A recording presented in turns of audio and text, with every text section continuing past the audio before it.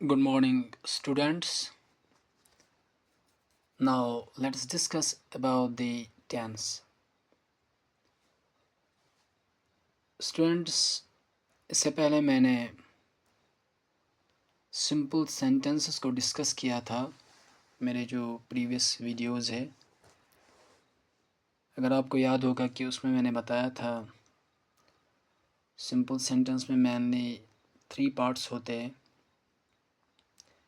एक सब्जेक्ट होता है, एक टाइम होता है, एक वर्ब होता है। फिर मैंने इन तीनों को अलग अलग डिस्कस किया था। सब्जेक्ट को अलग डिस्कस किया था और टाइम को भी डिस्कस किया था, वर्ब को भी डिस्कस किया था। लेकिन मैं उस वीडियो से इतना कन्वीनियंस नहीं हूँ, उसमें थोड़ा सा राइटिंग का भी इशू था। मैंने ये चाहा कि इसको मैं फिर से रिपीट करूँ ताकि उस चीज़ को आप तक और भी बेहतर तरीके से पहुँचाने की कोशिश करूँ। इसलिए मैंने ये मुनासिब जाना है कि जो चीज़ मैंने उसमें डिस्कस की थी उसको फिर से रिवाइव करने की कोशिश करूँगा। तो चलो चलते हैं कि आज हम इस वीडियो में टेंस को डिफ़ाइन करेंगे। टेंस क्या होता है? टेंसेस 12 वर्ड्स है। बहुत सारे लोगों ने उसको बहुत से तरीक़ों से क्लासिफिकेट किया है, बट मैंने इसको अपने तरीके से क्लासिफिकेट किया है ताकि आपको समझने में आसाइश होगी। मैंने उसको इस तरह से क्लासिफिकेट किया, एक को इंडेफिनिट और दूसरे को कंटिन्यूअस, यानी इंडेफिनिट टेंस और कंटिन्यूअस टेंस को अलग अलग किया। क्योंकि मैं पहले बता चुका हूँ कि ये 12 वर्ड्स है। इंडेफिनिट के 6 को अलग किया हूँ और कंटिन्यूअस के 6 को अलग किया हूँ।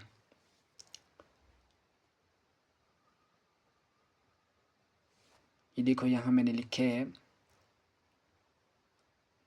सबसे पहले जो इंडेफिनिट में आता है वो आता है प्रेजेंट इंडेफिनिट,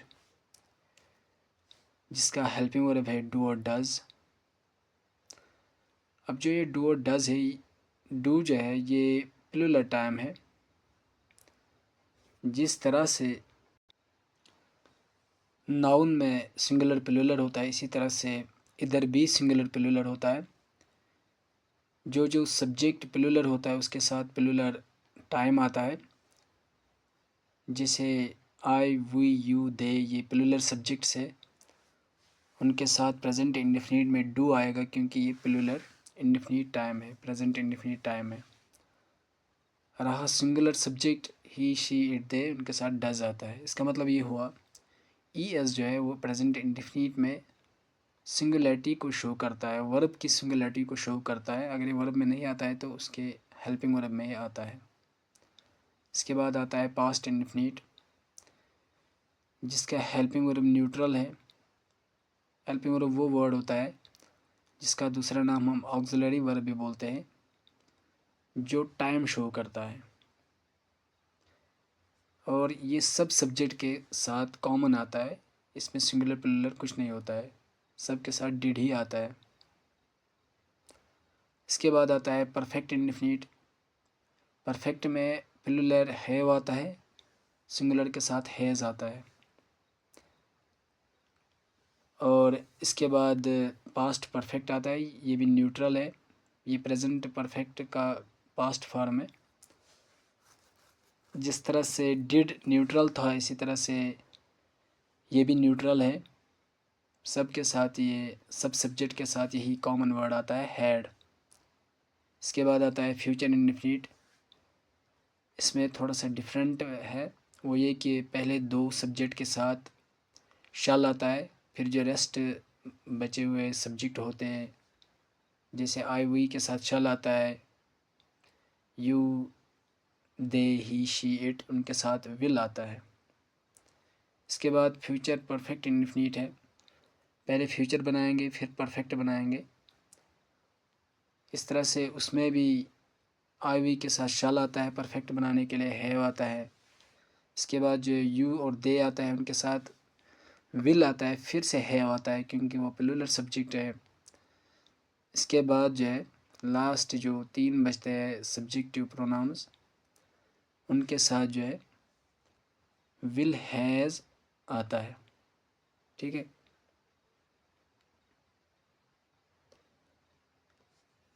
इसके बाद ये देखो, ये जो मैंने लिखा है इधर, ये सब्जेक्टिव प्रोनाउंस है। आई, वी, यू, दे, ये प्लूरल सब्जेक्ट्स है। ही, शी, इट, ये सिंगुलर सब्जेक्ट्स है। जैसे मैंने अभी डिस्कस किया है जब मैं बोल रहा था, जैसे मैंने बताया डू प्लूरल है, ये प्लूरल सब्जेक्ट के साथ इस्तेमाल होता है, इसका मतलब ये आई, वी, यू के साथ इस्तेमाल हो जाएगा और दे के साथ। इसी तरह जो मैंने उसमें बताया था, डज़ जो है ही, शी के और इट के साथ इस्तेमाल हो जाएगा, क्योंकि ये सिंगुलर सब्जेक्ट है और डज़ भी सिंगुलर है। इसी को कहते हैं वर्ब सब्जेक्ट कॉनकॉर्ड। उर्दू में उसको फेल फाइल और अरबी में फेल फाइल मुताबिकत कहते हैं उसको। इंग्लिश में उसका दूसरा नाम है, वो है वर्ब सब्जेक्ट एग्रीमेंट। मतलब कि अगर सब्जेक्ट भी सिंगुलर होगा, टाइम भी सिंगुलर होगा और वर्ब भी सिंगुलर होगा। अगर सब्जेक्ट प्लूरल होगा, टाइम भी प्लूरल होगा और वर्ब भी प्लूरल होगा। इसी को कहते हैं वर्ब सब्जेक्ट कॉनकॉर्ड या वर्ब सब्जेक्ट एग्रीमेंट। इसके बाद आते हैं नेक्स्ट, जो मैंने टेंस के 2 हिस्से बताए थे या 2 टाइप्स में डिवाइड किया था। इसके बाद आता है कंटिन्यूस टेंस। कंटिन्यूस के भी ज़ाहिर सी बात है, मैंने उसको बताया था, ये 12 वर्ड्स है, 6 इंडिफिनिट है और 6 कंटिन्यूस है। इंडिफिनिट के 6 तो मैं बता चुका हूँ, अब आएंगे कंटिन्यूस के 6। सबसे पहले आएगा प्रेजेंट कंटिन्यूस। उसके जो हेल्पिंग वर्ब्स है वो है इज़ और आर। इज़ सिंगुलर फॉर्म है और प्लूरल फॉर्म है। सिर्फ एम जो है इसी में आता है मखसूस आई के साथ, बस इसके लिए एक स्पेसिफिक रूल है। और इसके बाद जो आता है पास्ट कंटिन्यूस। पास्ट में सिंगुलर टाइम जो है या हेल्पिंग वर्ब जो है वो वॉज है और उसकी जो प्लूरल फॉर्म है वो वर है, WERE, वर। इसके बाद जो इसकी परफेक्ट कंटिन्यूस फॉर्म है वो प्लूरल फॉर्म हैव बीन है और सिंगुलर फॉर्म हैज़ बीन है।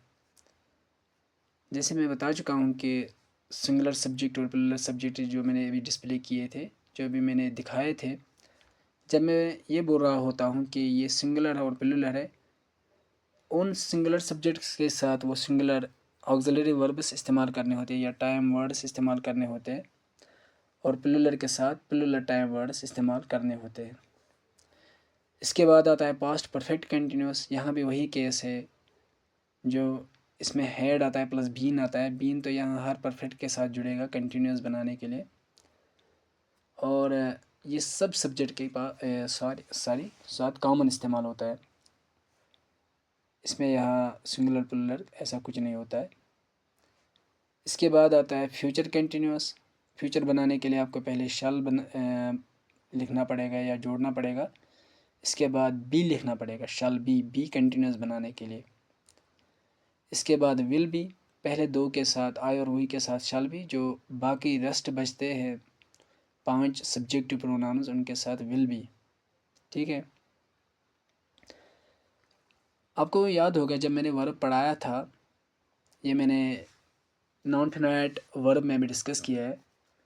मैंने बताया था कि वर्ब की 4 फॉर्म्स होती है। जब मैं ये बता रहा होता हूँ कि नॉन फिनाइट वर्ब, इसका यही मतलब होता है कि ये वो वर्ब होता है जो सब्जेक्ट और टाइम के साथ एग्री करता हो।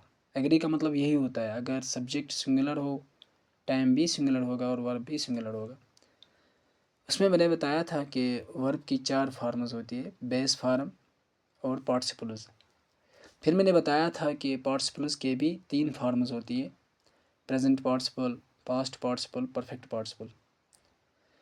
जो मैंने पहले इंडेफिनिट पढ़ाया था या बताया था अभी, उसमें प्रेजेंट इंडेफिनिट में बेस फॉर्म वर्ब इस्तेमाल होती है या वर्ब की बेस फॉर्म इस्तेमाल होती है। इसके बाद जो है जो पास्ट इंडेफिनिट है, अगर हेल्पिंग वर्ब इस्तेमाल नहीं होगा तो सेकंड फॉर्म यानी पास्ट पार्टिसिपल इस्तेमाल होता है। इसके बाद जो परफेक्टिव्स आते हैं उसमें तीनों परफेक्टिव्स, चाहे वो प्रेजेंट परफेक्ट है, पास्ट परफेक्ट है या फ्यूचर परफेक्ट है, सब में थर्ड फॉर्म ऑफ वर्ब इस्तेमाल होती है। लेकिन कंटिन्यूस जितने भी है 6 के 6 टेंस में इंग फॉर्म ऑफ वर्ब इस्तेमाल होती है यानी प्रेजेंट पार्टिसिपल।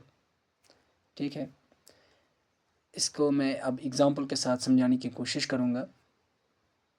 नेक्स्ट आते इसकी एग्ज़ाम्पल पे, ताकि आपको समझने में और आसाइश होगी।